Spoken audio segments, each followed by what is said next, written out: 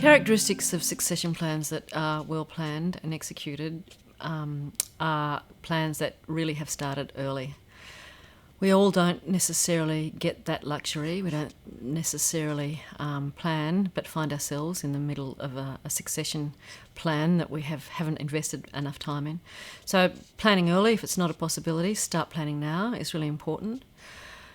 Communication is the key to a really well planned succession plan. Asking the hard questions, communicating openly and honestly about the things that do matter in terms of retirement and in terms of entry and in terms of working together are all important discussions that should be had. The communication needs to be structured well, it needs to be formal, it needs to be had in a boardroom situation rather than at the kitchen table on the run. It needs to be something that people invest time and effort into. And if it wants to be robust and well implemented, it's important that the family engage professionals, accountants and solicitors and financial planners to put that succession plan into place and to make sure that the different stages are implemented.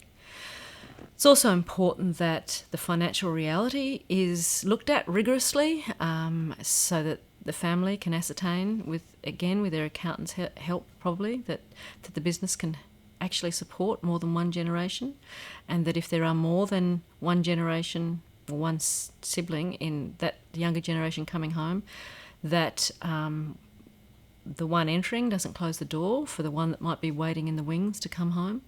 Looking at opportunities to help off-farm children early, maybe in lesser amounts, can provide estate planning fairness in the long run. It's also really important in running through and implementing a good succession plan that at each stage you review your progress and that you review the agreements that have been put in place so that it's not a succession plan that's stagnant.